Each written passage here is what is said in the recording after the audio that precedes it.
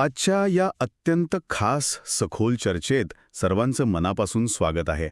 आज आपण एका अशा व्यक्तिमत्वाचा वेध घेणार आहोत ज्यांना आपण सर्वजण एका एका विशिष्ट चौकटीत पाहतो. आपण त्यांना संविधानाचे शिल्पकार म्हणून ओळखतो, जे अगदी योग्यच आहे. नक्कीच. पण त्यांची ओळख फक्त तेवढ्यापुरती मर्यादित अजिबात नाहीये.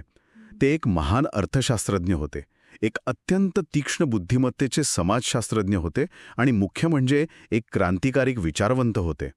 आपण बोलत आहोत डॉक्टर B.R. आंबेडकर यांच्याबद्दल. अगदी बरोबर. आणि आजच्या या चर्चेचा उद्देश त्यांच्या केवळ राजकीय प्रवासावर वरवरचा प्रकाश टाकणे हा नाहीये, तर एका पूर्णपणे शैक्षणिक दृष्टिकोनातून त्यांच्या कृतींमागचा जो का आहे तो विचार समजून घेणे हा आपला उद्देश आहे. हो, आणि हा विचार समजून घेण्यासाठी आपण आज जे संदर्भ साहित्य एकत्र केले ना, ते खूप वैविध्यपूर्ण आहे. म्हणजे आपण विकिपीडियावरील नोंदींपासून ते थेट कोलंबिया विद्यापीठाच्या ऐतिहासिक दस्तऐवजांपर्यंतचा आधार घेत आहोत. याशिवाय आंबेडकरांचे स्वतःचे अनुभव अतिशय पारदर्शकपणे मांडणारे वेटिंग फॉर अ व्हिसा हे पुस्तक आणि त्यांचं गाजलेलं पण तितकंच वादळी ठरलेलं ॲनाहिलेशन ऑफ कास्ट हे पुस्तकही आपण पाहणार आहोत. बरोबर. आणि याशिवाय काही शैक्षणिक शोधनिबंधही आहेत ना? हो, नक्कीच. त्यांच्या कायदेशीर आणि सामाजिक विचारांचा आणखी सखोल वेध घेण्यासाठी आपण international journal for multidisciplinary research सारख्या जर्नल्समधील काही अत्यंत सविस्तर शैक्षणिक शोधनिबंधांचाही अभ्यास करणार आहोत. क्या बात है. म्हणजे यातून आपल्याला एका अफाट ज्ञानलालसेचा आणि एका संपूर्ण पिढीचा दृष्टिकोन बदलणाऱ्या विचार प्रक्रियेचा प्रवास समजून घेता येईल. अगदी तसंच. आणि हा प्रवास कुठून सुरू होतो हे पाहणं खूप गरजेचं आहे. हो, आणि या प्रवासाची सुरुवात कुठून होते हे पाहणं खरं तर अंगावर काटा आणणारं आहे. वेटिंग फॉर अ व्हिसा या त्यांच्या आत्मचरित्रात्मक पुस्तकात त्यांनी त्यांच्या बालपणीच्या काही सत्यकथा सांगितल्या आहेत. आपण कल्पना करू शकतो की अवघ्या 9 वर्षांच्या एका लहान मुलाला शाळेत तहान लागते. पण तो मुलगा स्वतः जाऊन थेट पाणी पिऊ शकत नाही.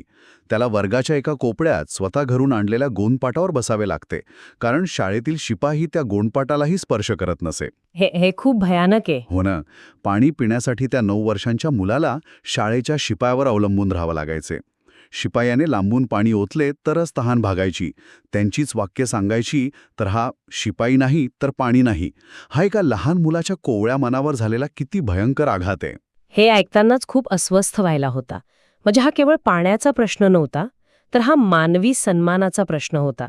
पण या कटू अनुभवांची मालिका तिथेच थांबत नाही बघा. अजूनही काही प्रसंग आहेत त्यात. हो, त्यांच्याच पुस्तकातील आणखी एक प्रसंग आपण पाहूया, जो या व्यवस्थेची अत्यंत विदारक ओळख करून देतो. काठेवाडमधील एका गावातील घटना आहे ही. तिथे एका अस्पृश्य मानल्या गेलेल्या समाजातील शिक्षकाच्या गरोदर पत्नीला बाळंतपणात काही गंभीर गुंतागुंत निर्माण झाली. जीवघेणी परिस्थिती होती. जेव्हा एका स्थानिक हिंदू डॉक्टरला बोलावण्यात आलं, तेव्हा त्या डॉक्टरने काय करावं, त्याने त्या अस्पृश्याच्या घरात पाऊल ठेवण्यास स्पष्ट नकार दिला. बापरे. म्हणजे एका डॉक्टरला आपला वैद्यकीय धर्म पाळण्यापेक्षा जातीचे नियम जास्त महत्त्वाचे वाटले. दुर्दैवाने हो. आणि त्यावर मार्ग काय काढला गेला माहितीये?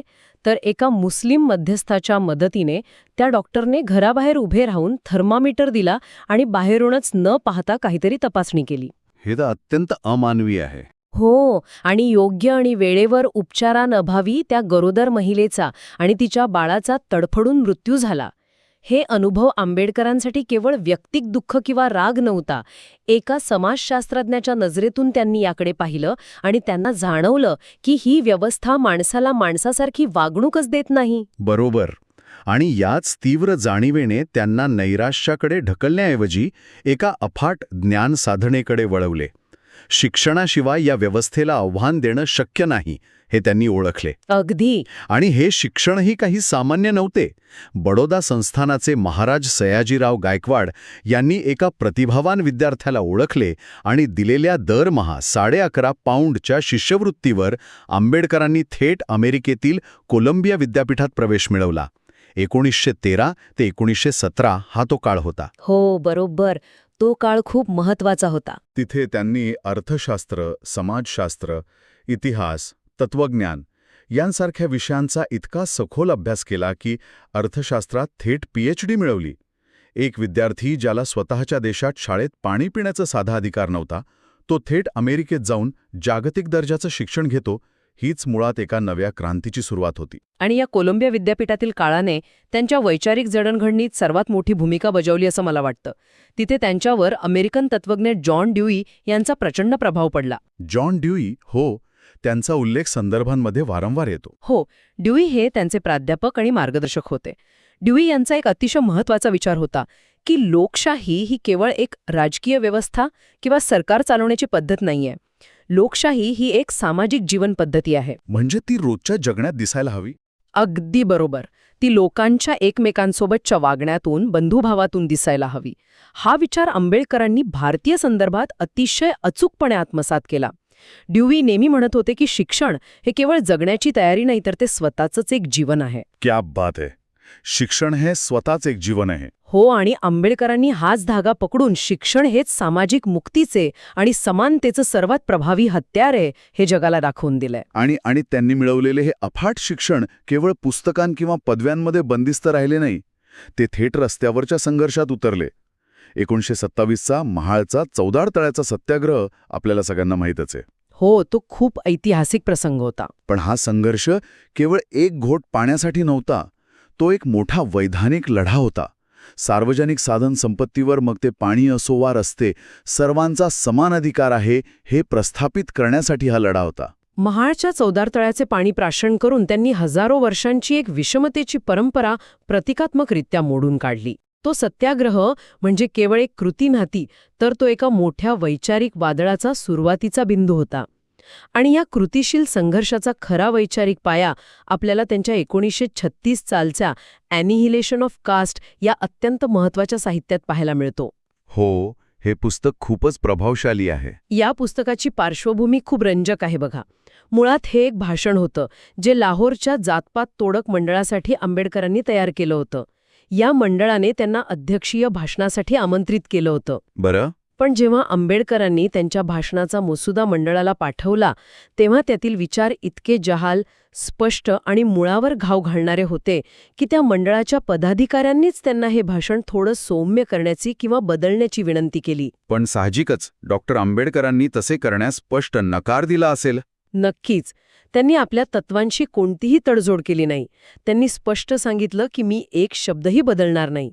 परिणामी तो कार्यक्रमच रद्द झाला. बापरे. हो, पण आंबेडकरांनी ते भाषण स्वतःच्या खर्चाने छापून प्रकाशित केलं आणि तेच आज आपण ॲनिहिलेशन ऑफ कास्ट म्हणून वाचतो. यामध्ये त्यांनी एक अत्यंत परखड भूमिका मांडली होती की केवळ एकत्र जेवण केल्याने किंवा आंतरजातीय विवाह केल्याने जातीव्यवस्था नष्ट होणार नाही, हा वरवरचा उपाय आहे. आणि इथे एक गोष्ट नमूद करणं खूप महत्त्वाचं आहे. आपण हे सगळं एका तटस्थ शैक्षणिक दृष्टिकोनातून पाहत आहोत. आपण इथे कोणत्याही धर्माची किंवा राजकारणाची बाजू घेत नाही आहोत. आंबेडकरांनी संदर्भ साहित्यामध्ये जे हिंदू धर्मावर किंवा जुन्या शास्त्रांवर टीकात्मक विचार मांडले आहेत, ते केवळ त्यांचा युक्तिवाद काय होता हे समजून घेण्यासाठी आपण पाहत आहोत. हो, हे स्पष्ट करणं खूप गरजेचं आहे. ॲनिहिलेशन ऑफ कास्टमधील त्यांची मांडणी ही केवळ विरोधासाठी विरोध नव्हती, तर ती पूर्णपणे एका समाजशास्त्रज्ञाची चिकित्सा होती. मग त्यामागील त्यांचा मुख्य युक्तिवाद काय होता? त्यांचा मुख्य युक्तिवाद अतिशय तर्कशुद्ध होता. ते म्हणाले की सर्वसामान्य लोक हे जातीभेद पाळतात कारण त्यांच्यावर तसे धार्मिक संस्कार झाले आहेत. जोपर्यंत जातीव्यवस्थेला आणि विषमतेला पवित्र मानणाऱ्या जुन्या ग्रंथांचे आणि शास्त्रांचे धार्मिक पावित्र्य समाज नाकारत नाही, तोपर्यंत खऱ्या अर्थाने समता आणि बंधुता प्रस्थापित होऊ शकणार नाही. समाजव्यवस्था ही जन्मावर आधारित नसून ती व्यक्तीच्या गुण आणि कर्मावर आधारित असावी, हा त्यांचा आग्रह होता. हा विचार त्या काळात केवळ धाडसी नव्हता, तर तो प्रस्थापित व्यवस्थेच्या मुळावर थेट आघात करणारा होता. याच एका गोष्टीवरून आपल्याला त्यांच्या दूरदृष्टीची कल्पना येते. ते जुनी असमान व्यवस्था मोडून काढत होते. पण ते तिथेच थांबले नाहीत. जुनी इमारत पाडल्यानंतर नवीन भक्कम इमारत उभी करणे गरजेचे असते. अगदी बरोबर. आणि हीच नवनिर्माणाची संधी त्यांना मिळाली जेव्हा त्यांना देशाचं संविधान लिहिण्याची जबाबदारी देण्यात आली. मसुदा समितीचे अध्यक्ष म्हणून त्यांनी देशाचा सर्वोच्च कायदा लिहिला. यात त्यांनी नागरिकांच्या मूलभूत अधिकारांची हमी दिली. हो, संविधानाचा भाग तर अत्यंत महत्वाचा आहे. विशेषतः आपण जर शैक्षणिक दृष्टिकोनातून पाहिले तर संविधानाने सर्वांना समान संधी कशी दिली हा भाग खूप महत्त्वाचा ठरतो. संविधानाच्या निर्मिती प्रक्रियेत त्यांचा हाच समाजशास्त्रीय अभ्यास कामी आला. या संदर्भात संविधानातील कलम 29 आणि कलम 30 याकडे आपण विशेष लक्ष दिलं पाहिजे. ही कलमे अल्पसंख्याकांना त्यांचे शैक्षणिक आणि सांस्कृतिक अधिकार बहाल करतात. म्हणजे नक्की काय तरतुदी आहेत यात? कलम 29(2) स्पष्ट हमी देतं की कोणत्याही नागरिकाला केवळ धर्म, वंश, जात किंवा भाषेच्या आधारावर राज्य अनुदानित शैक्षणिक संस्थेत प्रवेश नाकारला जाणार नाही. तर कलम 30 अल्पसंख्याकांना त्यांच्या पसंतीच्या शैक्षणिक संस्था स्थापन करण्याचा आणि चालवण्याचा अधिकार देतं. हे तर आपण आज पाहतोच आहोत. पण त्यावेळी हे कायदे लिहिण्यामागे आंबेडकरांचा नेमका उद्देश काय होता? त्यांचा उद्देश लोकशाहीचे खरे तत्त्व टिकवणे हा होता. आंबेडकरांचा असा ठाम विश्वास होता की लोकशाही म्हणजे केवळ बहुमताचे राज्य नव्हे. जर बहुसंख्यकांनी अल्पसंख्याकांच्या अधिकारांची गळचेपी केली तर ती लोकशाही न राहता हुकुमशाही बनेल. क्या बात आहे. हा विचार खूपच सखोल आहे. हो, म्हणूनच अल्पसंख्याकांचे सांस्कृतिक आणि शैक्षणिक अधिकारांचे रक्षण करणारी एक अतिशय मजबूत कायदेशीर चौकट असणं अत्यंत आवश्यक आहे आणि तीच त्यांनी या कलमांद्वारे निर्माण केली. ही समानतेची लढाई फक्त जातीपुरती किंवा धर्मापुरती मर्यादित नव्हती. महिलांच्या अधिकारांसाठी त्यांनी दिलेला लढा तर भारतीय इतिहासात अभूतपूर्व मानला जातो. हिंदू कोड बिल हा त्यांच्या या दूरदृष्टीचा सर्वात मोठा आणि कदाचित सर्वात दुर्लक्षित पुरावा आहे. हो, हिंदू कोड बिलाबद्दल लोक खूप कमी बोलतात. आपल्या समाजातील पितृसत्ताक पद्धती आणि ब्राह्मणी व्यवस्था या दोन्ही गोष्टी कशा एकमेकांघट्ट गुंतलेल्या आहेत आणि त्यामुळे महिलांचे कसे पद्धतशीर शोषण होते हे त्यांनी अतिशय अचूक ओळखले होते. महिलांना संपत्तीत आणि वैयक्तिक आयुष्यात समान अधिकार मिळवून देण्यासाठी त्यांनी हे बिल संसदेत मांडले होते. हिंदू कोड बिलामागील ती कायदेशीर आणि ऐतिहासिक बाजू समजून घेणं खूप रंजक आणि महत्त्वाचं आहे. त्यावेळी हिंदू कायद्यामध्ये